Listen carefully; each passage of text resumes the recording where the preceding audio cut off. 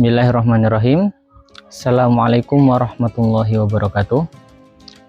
Innal hamdalillah nahmaduhu wa nasta'inuhu wa nastaghfiruh wa na'udzu billahi min syururi anfusina wa min sayyiati a'malina may yahdihillahu fala mudhillalah wa may yudlil fala hadiyalah.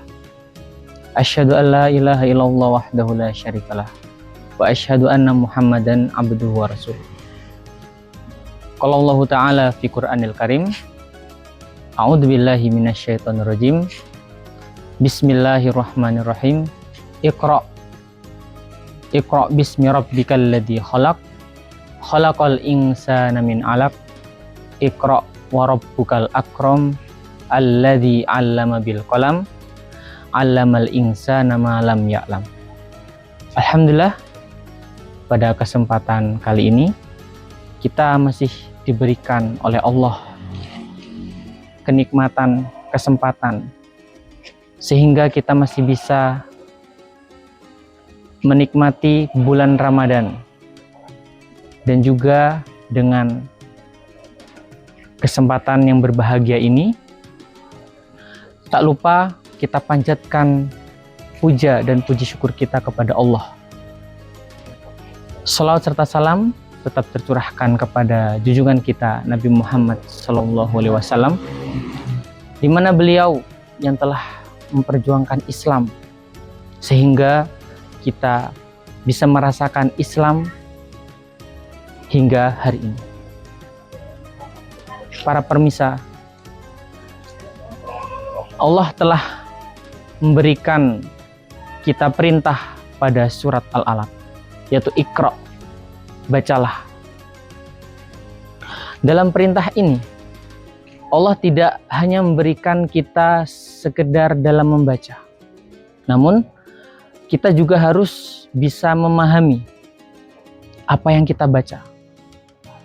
Sebagaimana yang Allah turunkan kepada kita, yaitu Al-Quran.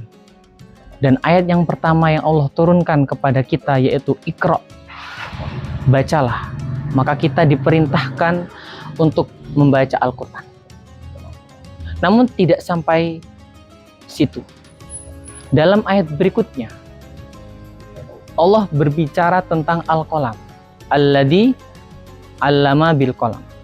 Di mana setelah membaca, kita juga harus bisa Al-Qalam atau menulis. Jadi tidak kita dalam memahami saja, namun setelah kita faham dari kita membaca itu, kita mengikatnya dengan pena. Sebagaimana yang telah dikatakan oleh sahabat Umar bin Khattab, yaitu ikatlah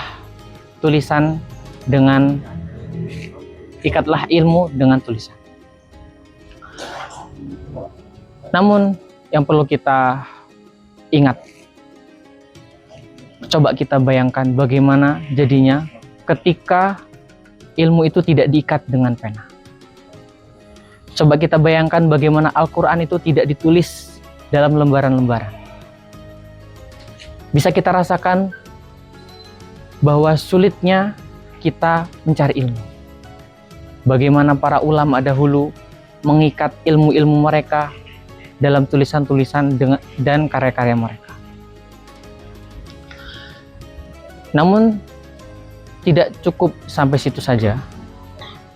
Setelah kita membaca dan juga menulis, kita juga perlu memahami apa yang kita baca dan kita tulis. Sebagaimana kitab yang telah diberikan kepada kita oleh Allah, yaitu kitab Al-Quran. Itu bukan hanya sekedar bacaan, bukan hanya sekedar tulisan yang telah ditulis oleh para pendahulu kita. Namun kita juga harus memahami apa yang berada di dalamnya, apa yang terkandung di dalam Al-Quran. Apakah itu ada perintah sholat, juga ada perintah berpuasa di bulan Ramadan, perintah zakat, dan semua perintah yang ada di dalam Al-Quran, kita perlu memahaminya. Dan juga kita terapkan dalam kehidupan kita sehari-hari. Sehingga di mana fungsi Al-Quran itu adalah huda, yaitu petunjuk bagi kita manusia, setelah kita membaca, menulis, dan memahaminya, kita terapkan dalam kehidupan kita sehari-hari, supaya efek atau manfaat dari Al-Quran itu terasa di kehidupan kita sehari-hari. Jadi sudah tidak ada lagi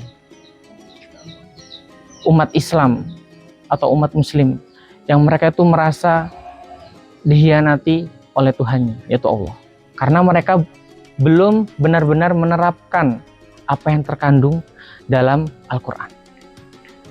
Namun, coba kita ingat kembali manusia-manusia yang telah menerapkan peraturan-peraturan Islam pada zaman itu. Begitu banyak manfaat yang mereka dapat, dan juga keberkahan yang ada dalam negeri mereka. Jadi kesimpulannya, mari kita banyak membaca, menulis, dan tidak lupa untuk memahami dan menerapkan apa yang terkandung dalam Al-Quran. Sehingga manfaat yang sebenarnya dari Al-Quran itu kita bisa merasakannya. Mungkin cukup sekian dari saya. Kami akhiri. Wassalamualaikum warahmatullahi wabarakatuh.